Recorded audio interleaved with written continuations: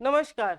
Unique IAS के इस online platform पे मैं भारती भारद्वाज आप सबों का स्वागत करती हूँ। हम लोगों ने इंडियन पॉलिटी की जो सीरीज चलाई है उसके अकॉर्डिंग आज हम लोगों को पढ़ना है स्वतंत्रता का अधिकार। लेकिन समता के अधिकार में भी कुछ चीजें हम लोगों को ऐड ऑन कर लेनी चाहिए। हो सकता है वहां से भी प्रश्न पूछे जा सके। समता के अधिकार में हम लोगों ने कई तरह की क्वालिटीज को देखा, जिसमें सबसे पहले है विधि के समक्ष समानता। विधि मतलब कानून के समक्ष समानता। अगर कानून के समक्ष समानता की बात की जाए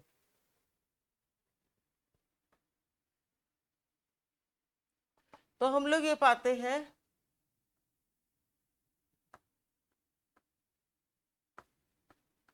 विधि के समक्ष समानता।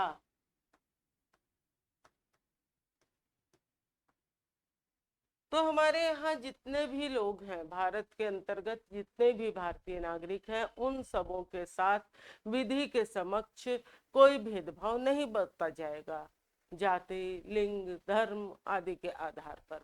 लेकिन कुछ इसके अपवाद हैं। ऐसे लोग हैं जो कानून की नजर में कुछ विशिष्टता रखते हैं, जिनके खिलाफ विधि थोड़ी सी अलग है। वो किसी व्यक्ति विशेष को नहीं बल्कि पद विशेष को इज्जत देने के लिए, उनका मान सम्मान रखने के लिए, उस पद की गरिमा को मेंटेन करने के लिए इस तरह की चीजें बनाई गई हैं। जैसे हमारे राष्ट्रपति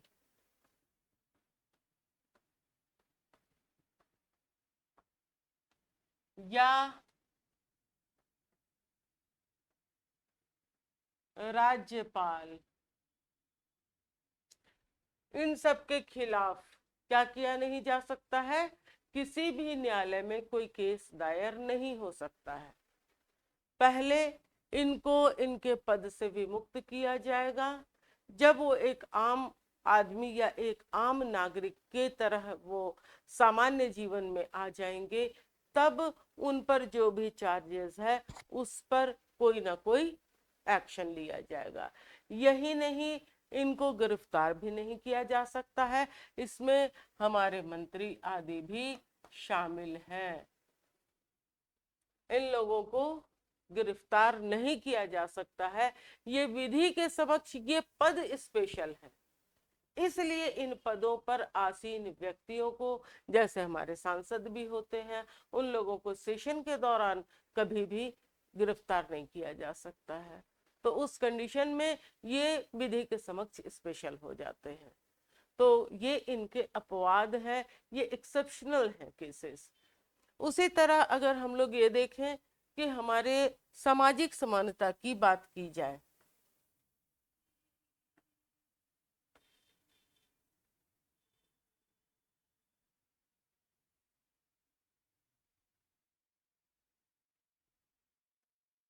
तो इसमें क्वेश्चन इस तरह से पूछा जा सकता है कि विधि के समक्ष समानता के कौन कौन से अपवाद हैं। तो आपको ये क्लियर दिखेगा कि विधि के समक्ष समानता के ये पोस्ट जो है वो क्या है, अपवाद है। उन पर उनके पद पे रहते हुए किसी तरह की विधि की कार्रवाई नहीं की जा सकती है। पहले उनको उनके पद से हटाया जाएगा, उसके बाद उन पर कार्रवाई की जाएगी। सामाजिक समानता में हम लोगों ने क्या देखा था कि समाज में भी जाति, धर्म, लिंग आदि के आधार पर किसी तरह का कोई भेदभाव नहीं किया जाएगा। तो सामाजिक क्षेत्र में कौन से क्षेत्र ऐसे होंगे? तो वो है सार्वजनिक क्षेत्रों में। ऐसा नहीं है कि भेदभाव नहीं करने के चक्कर में हर कुछ सबके लिए ओपन हो जाएगा। जैसे किसी का घर सबके लिए नहीं ओपन हो सकता है, भले वो हमारे भारतीय क्षेत्र में ही पड़ने वाला क्षेत्र है। ऐसा नहीं कि कोई भी आके आपके घर में चला आए, घुस जाए, बल्कि वहां पर तो भेदभाव रहेगा। लेकिन अगर सार्वजनिक जगहें हैं, जैसे होटल है, रेस्तरा है, कुआं है, जल का और कोई स्रोत है, तो वैसी स्थिति में किसी के साथ भेदभाव नहीं किया जाएगा। इसको ध्यान रखना है कि अगर भेदभाव की बात आती है तो ऐसा नहीं है कि वैसे स्थल जैसे कि सेना का बहुत सारा ऐसा क्षेत्र होता है जो सिविलियंस के लिए नहीं अलाउड है, तो वैसे स्थानों पर कोई भेदभाव किया जा सकता है। अब तीसरा है हमारे अवसरों की समानता, मतलब जो भी सार्वजनिक अवसर हैं, जैसे जो सरकारी नौकरियां आदि है, उनमें किसी तरह का क्या भेदभाव होगा, या उनकी किसी भी तरह की जो भी सेवा शर्तें होती हैं उनमें किसी तरह का भेदभाव हो सकता है। तो हाँ, भेदभाव हो सकता है। तो कैसा भेदभाव होगा, तो स्त्रियों के लिए कुछ विशेष अवसर दिए जा सकते हैं, जैसे प्रसूति हित लाभ, मतलब जब प्रेग्नेंट होती हैं औरतें और वो कामकाजी हैं, तो उनके शारीरिक विन्यास को देखते हुए उन पर वर्कलोड कम करने के लिए और अपने बच्चों की भली भांति देखभाल करने के लिए उनको सवैतनिक छुट्टी मिलती है। तो वैसी कंडीशन में ये कहा जाएगा कि नहीं, पुरुषों को क्यों नहीं मिलेगी छुट्टी, वो भी तो पिता बन रहे हैं। तो ये जैविक आधार पर भेदभाव है, क्योंकि शारीरिक संरचना स्त्रियों की वैसी होती है और एक प्रसूता के लिए ये आवश्यक होता है कि उनको फुल रेस्ट मिले।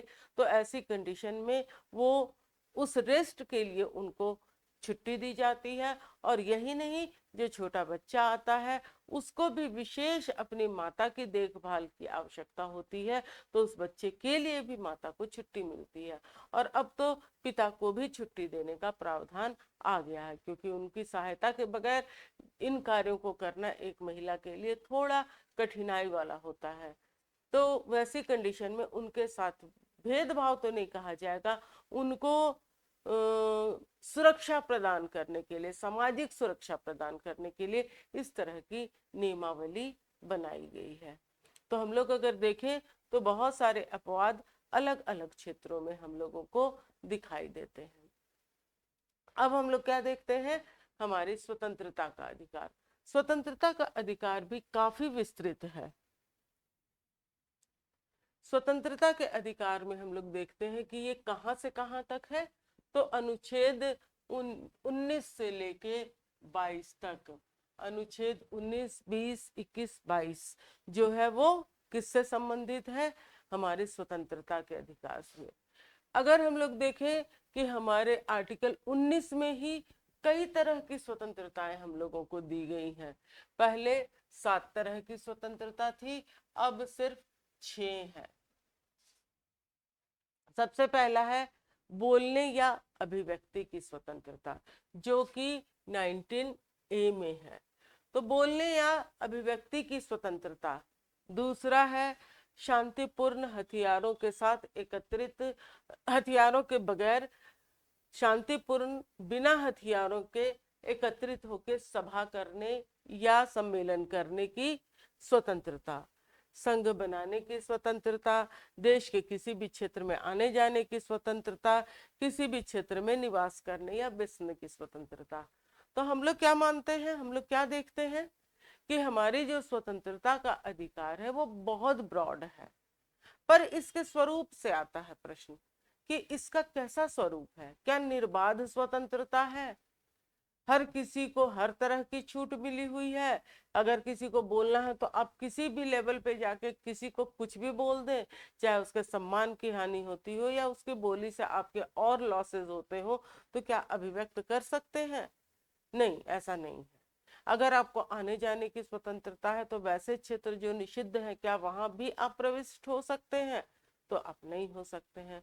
आपको अगर एकत्र होने के लिए शांतिपूर्वक एकत्र होने की स्वतंत्रता मिली है, तो आप वहां अशांति फैला सकते हैं। या आप किसी सम्मेलन का आयोजन कर रहे हैं, तो क्या उसका कोई प्रोसीजर है जो कि आपको अपनाना चाहिए? यही नहीं, अगर हम लोग ये बात करें कि देश के किसी भी क्षेत्र में आने जाने या निवास करने या बसने की स्वतंत्रता है, तो क्या आप उसको भी उसी तरह से लेंगे? या वृत्ति और पेशा अपनाने की स्वतंत्रता है, तो क्या आप उसे भी उसी प्रकार से लेंगे कि जैसा है वैसा करो, जो मन आ रहा सो करो? नहीं, आप हमेशा ही याद रखें कि हमारे संविधान के द्वारा हम लोगों को बहुत सारी स्वतंत्रता दी गई है। शायद दूसरे देशों में तो इतनी स्वतंत्रताएं है ही नहीं। हमारे देश में हर तरह की स्वतंत्रता सुनिश्चित की गई है, लेकिन जो आर्टिकल 19 के तहत स्वतंत्रता दी गई है वो कैसी है?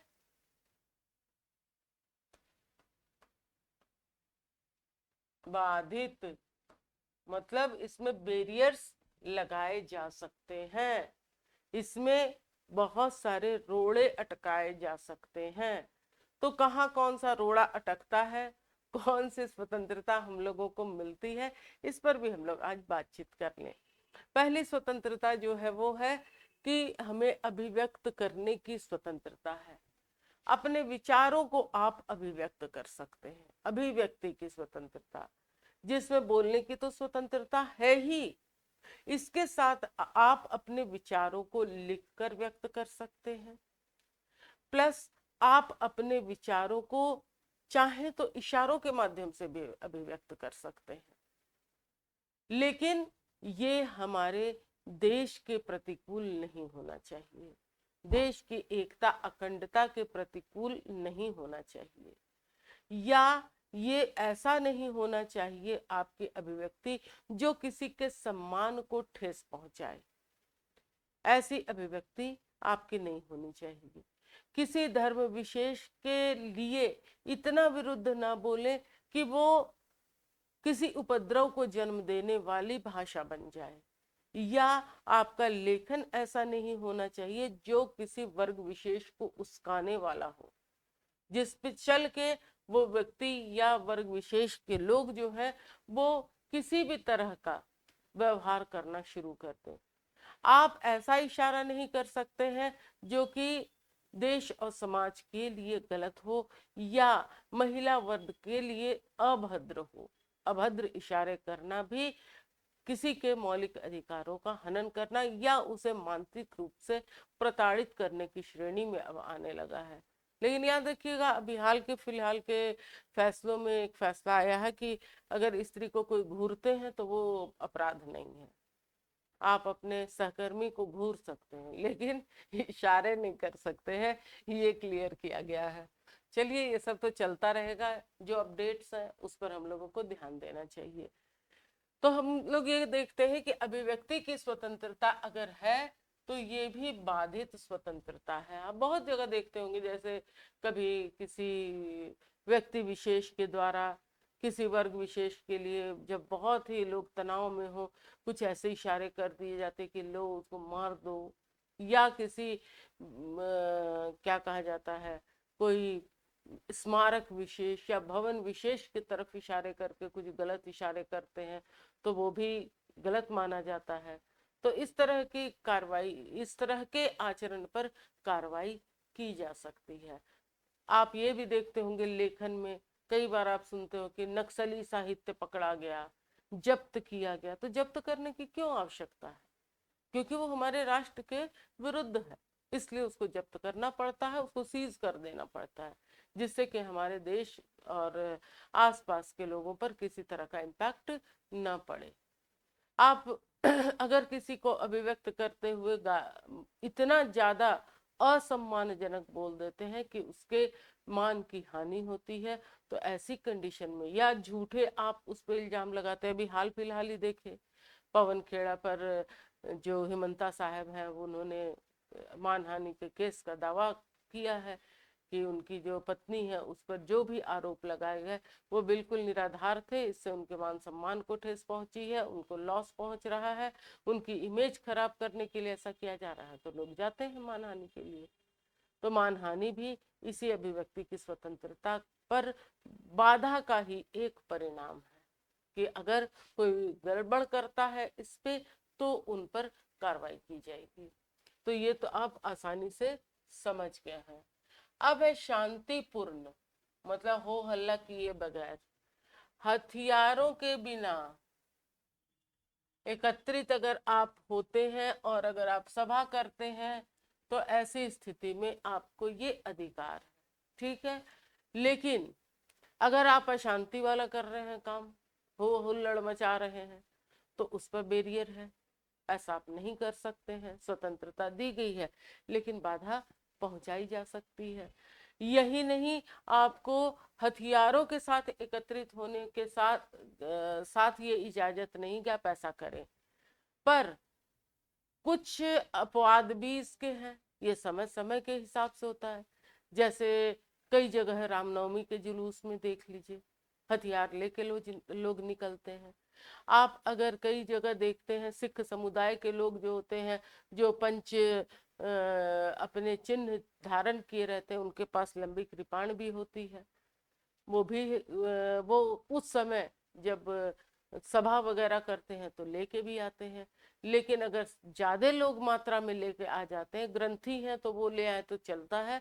लेकिन सामान्य जन जो सिख समुदाय के उसमें शामिल हुए हैं, वो अगर लाते हैं तो उनके पास स्पेशल टाइप की नाइफ होनी चाहिए, जो कि ब्लंट हो, मतलब वो बहुत धारदार ना हो, और उसका साइज छोटा, मतलब किसी को उसे मारा ना जा सके। तो ऐसे बैरियर्स लगाए जाते हैं। और कभी कभी ऐसा भी होता है, जैसे झारखंड आदि में तीर धनुष लेके लोग बहुत सारा काम करते हैं। बहुत सारे जनजातीय क्षेत्रों में अपने प्रतीक चिन्हों के साथ भी ऐसे एकत्रित होने और सभाओं करने को इजाजत दी जाती है। लेकिन इस पर जो प्रशासन है, इससे अनुमति लेना आवश्यक होता है। ऐसा नहीं है कि आप अपने चले जाएं और काम अपना शुरू कर दें, बल्कि किसी भी सभा के पूर्व पहले आपको इसको प्रशासन को बताना होगा, स्थानीय प्रशासन को सूचना देनी होगी, उनसे इजाजत लेनी होगी, अपना जो टाइम फ्रेम है उसको ठीक करके बताना होगा कि भाई इतना बजे से इतना बजे सभा। अगर इजाजत मिलती है तभी आप करेंगे, नहीं मिलती है नहीं करेंगे। समय से ज्यादा अगर आप ठहरते हैं, आपने जिसकी इजाजत ली है उससे ज्यादा, तो उस पर एक्शन भी होता है। रामदेव बाबा का याद कीजिए, जब हुआ था तो उन पर एक्शन हुआ था, क्योंकि उन्होंने जितने समय सीमा में अपने कार्यक्रम को निपटाने की बात कही थी, वो उससे ज्यादा कर रहे थे, टाइम ले रहे थे। तो ऐसी कंडीशन पे उस पर एक्शन हुआ था और लगभग लगभग उनको पकड़ भी लिया गया था। चलिए, वो सब बातें होती रहेंगी, बहुतों के साथ इस तरह की चीजें होती हैं। अब आप देखिए, ऐसे देखिए, आप अभिव्यक्त किए अपने विचार, लोग सुनने लगे, तो वो बन गया क्या, एक भाषण का स्वरूप हो गया या सभा का स्वरूप हो गया। अब अगर सभा कर ही रहे हैं, विचार व्यक्त कर ही रहे हैं, तो आपका एक संघ भी बनेगा। याद करने के लिए आप इसको जोड़ भी सकते हैं। तो तीसरे में क्या है, संघ बनाने की स्वतंत्रता, कि आपको अपने हिसाब से किसी भी संघ को बनाने की स्वतंत्रता है, लेकिन उसका काम उद्देश्य सही होना चाहिए। गड़बड़ होगा, बैन लगेगा। बहुत सारे प्रतिबंधित संघों को देखते होंगे जो कि काम किसी उद्देश्य को लेकर चले थे। एमसीसी ही देख लीजिए, प्रतिबंधित संगठन है। तो बहुत सारे ऐसे संगठन हैं जिन पर प्रतिबंध लगाया गया है, और कई बार कई संघों पर मांग भी की जाती है कि भाई ये इनकी जो काम करने की कार्यशैली है वो कहीं ना कहीं हिंसात्मक है, देश के विरुद्ध है। तो वैसे कंडीशन पे उनको खुले में काम करना बिल्कुल बंद कर दिया जाता है। फिर भूमिगत होकर ही संगठन अपने कार्यों को संचालित कर पाते हैं। देश के किसी भी क्षेत्र में आने जाने की स्वतंत्रता, आपको पूरे देश में कहीं भी भ्रमण करने के लिए कोई खास अनुमति की आवश्यकता नहीं होती है। आप भारत देश के अंदर कहीं भी भ्रमण कर सकते हैं, लेकिन फिर यहाँ भी लेकिन है, आप किसी के निजी क्षेत्र में प्रविष्ट बिना उनकी इजाजत नहीं हो सकते हैं। नहीं तो हम लोग सुरक्षित ही कहाँ रहेंगे। हमारे घर पे कोई भी आके चला जाएगा, घूम फिर के चलो भाई स्वतंत्रता है। आप वैसे क्षेत्रों में नहीं जा सकते हैं जो सुरक्षा के दृष्टिकोण से प्रतिबंधित है। आप आर्मी एरियाज में देख लीजिए, आप नहीं घुस सकते हैं वहां जाके। ऐसा नहीं कि टहल के आगे चलो, जो प्रतिबंधित क्षेत्र वहां नहीं जा सकते हैं। बड़े अधिकारियों के लिए भी ये है कि उनका काम इतना महत्वपूर्ण, समय इतना वैल्यूबल होता है कि वो पहले ये जानते हैं कि कौन उनके केबिन में आ रहा है, तो उनसे पूछ के ही जा सकते हैं। बैंक एरिया में देख लीजिए, जहाँ लॉकर वगैरह है वहां आप नहीं जा सकते हैं।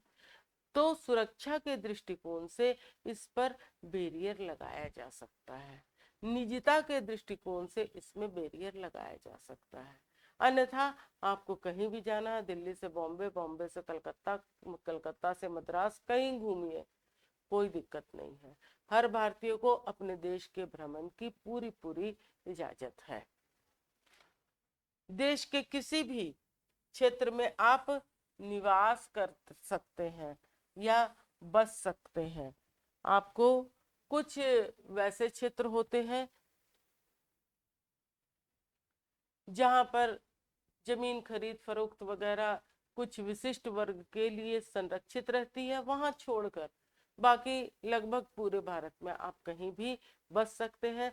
सुरक्षा के दृष्टिकोण से अरुणाचल प्रदेश में भी काफी ऐसे क्षेत्र हैं जहां जाके नहीं बसा जा सकता है।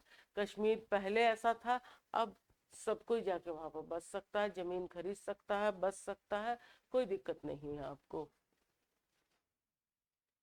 इसके अलावा 19F में संपत्ति का अधिकार था कि आपको कितनी भी संपत्ति रखने की इजाजत है, लेकिन इसको बाद में हटाया गया। कब? 44th अमेंडमेंट में 1978 के द्वारा। अभी ये 300A आर्टिकल में है, 300A आर्टिकल में ये है। कोई भी व्यापार एवं आजीविका चलाने का आपको अधिकार है। आप पहले जैसे था कि वर्ण व्यवस्था थी हमारे देश में कि भाई ब्राह्मण का पुत्र ब्राह्मण ही बनेगा, वही काम करेगा, कोई वैश्य ब्राह्मण वाला काम नहीं कर सकता है। वैश्य व्यापार कर सकता है लेकिन ब्राह्मण व्यापार नहीं कर सकता है। लेकिन अब इन जाति बंधनों से हमारा देश आजादी के पहले से ही उठने लग गया था, और इसको सुनिश्चित करने के लिए कि किसी भी व्यक्ति को किसी भी तरह का काम या पेशा अपनाने की स्वतंत्रता होनी चाहिए, इसके लिए एक आर्टिकल ही दे दिया गया कि हर व्यक्ति हर तरह का काम कर सकता है, लेकिन फिर से लेकिन वैसे काम जो हमारे संविधान के हिसाब से गलत है तो वो आप नहीं कर सकते हैं। चोरी कर रहे हैं, स्मगलिंग कर रहे हैं और बोल रहे हैं कि भाई तो मेरा वृत्ति पेशा है, हम क्या करें, हमको तो काम करना पड़ेगा, तो ऐसा आप नहीं कर सकते हैं। आप संवैधानिक दायरे में रहते हुए किसी भी तरह की वृत्ति या पेशा अपना सकते हैं। ये हर भारतीय को छूट मिली हुई है। आशा है कि जितना भी हम लोग पढ़े वो आप समझे होंगे, क्योंकि बहुत ही आसान सा है ये सब, लेकिन जब प्रश्न आता है तो वही कठिन भी लगने लगता है, इसलिए इस पर ध्यान जरूर दें। प्लस आप जो भी देख रहे हो हमारे चैनल को, अगर हमारी बातें, हमारी क्लासेस आपको पसंद आती हैं तो प्लीज़ आप इसे सब्सक्राइब करें, बेल आइकन को जरूर दबाएं, क्योंकि आने वाले समय में ये लगता है कि जो और क्लासेस चलेंगी हमारी, उससे आप लाभान्वित हो और ऐसे लोग जो किसी भी तरह की वंचना के शिकार हैं इस हमारी मुहिम का हिस्सा बने और एक ऐसे मुकाम पे जाके पहुंचे जिस पे लोग सर उठा के आपको देखें। हमारा सहयोग आपके साथ रहेगा। आपका लाइक करना, सब्सक्राइब करना हमें काफ़ी मोटिवेट करता है। हमारे चैनल पे आपको बहुत सारी चीज़ें जो कि समसामयिक विषयों से संबंधित है वो भी डाली जाती हैं, बहुत छोटे छोटे शॉर्ट्स के रूप में, जो कि आप देख सकते हैं और अपडेट रह सकते हैं। अभी से अगर आप रहेंगे तो बहुत सारे एग्जाम के लिए आपको पीछे मुड़ के नहीं देखना होगा। साइंस और तकनीक से संबंधित बहुत सारे ऐसे विषय होंगे जिनका डिटेलिंग बहुत शॉर्ट फॉर्म में करने की कोशिश की जा रही है। आशा है आपका प्यार और सहयोग तो मिल ही रहा है, जो अपने लाइक्स के माध्यम से आप हम तक पहुंचा रहे हैं, उसके लिए बहुत बहुत धन्यवाद। आगे हमारी मुहिम ऐसी ही चलती रहे। Thank you.